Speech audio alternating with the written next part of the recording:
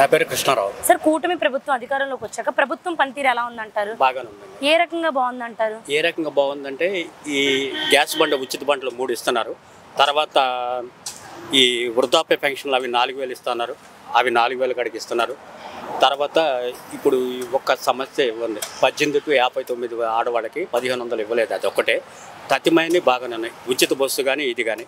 ప్రభుత్వం ఆదాయం ఇంకా బాగుంటే ఇంకా చాలా చాలా ఇవ్వదలుచుకున్నారు, ఇంకా బాగుంటుందని చెప్పి నేను అనుకుంటున్నాను.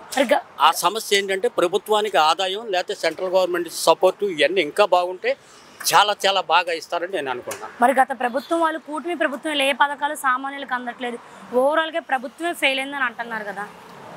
ఆ ప్రభుత్వంలో కూడా అందలేదని నేను అనలేదండి. అందులో కూడా అందిని. అది దానికన్నా ఇప్పుడు ఏంటంటే ఒక ప్రశాంత వాతావరణం ఉంది.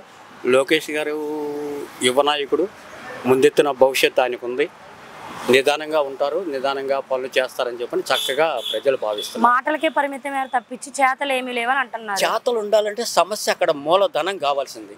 వీళ్ళు సంపద సృష్టిస్తామని చెప్పని అన్నారు, దాని గురించి ఇంకా ఆలోచన చేయలే. ప్రైవేటు భాగస్వామ్యంతో ముందుకెళ్తామని చెప్పన్నారు.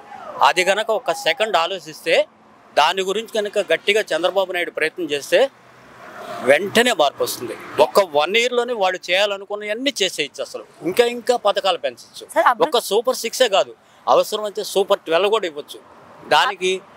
దాని గురించి ఆలోచనతోనే నేను ఇవాళ ముందుకు వచ్చాను. నా దగ్గర ఒక ఆలోచన కూడా ఉంది, అంటే అది వాళ్ళకి నచ్చుతుందో లేదో నాకైతే తెలీదు.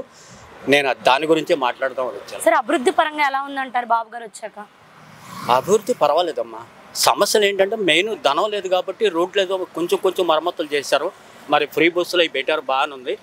కానీ ఇది అభివృద్ధిలో 100 వంతు 10వ వంతే నా ఉద్దేశం జరిగింది. ఇది కాదు, ఇంకా స్పీడ్ అందుకోవాలి, 90% ఫాస్ట్గా వెళ్ళాలి. అంటే గత ప్రభుత్వం పనితీరు చూశారు, కూటమిది చూస్తున్నారు, తేడా ఏముందంటారు? తేడా ఏం లేదు, అదంటే ఒక భయంతో బతికారు. ఇప్పుడు కొంచెం స్వేచ్ఛగా ఉన్నారు. డిఫరెన్స్ అది ఒకటే. కూటమి ప్రభుత్వంలో సామాన్యుడికి మంచి జరుగుతుందా లేదా అంటే మీరేమంటారు? జరుగుతుందనే అంటాను. డిప్యూటీ సీఎంగా పవన్ కళ్యాణ్ గారి పనితీరు ఎలా ఉంది? చాలా బాగుంది. ఓవరాల్గా బాబు గారి పనితీరు గురించి ఒక మాటలో చెప్పాలంటే ఏం చెప్తారు? ఇప్పుడున్న రాజకీయానికి బాబు గారు మేధావి అండి, అపర మేధావి. ఆయన లేకపోతే అసలు ఈ కూటమే లేదు.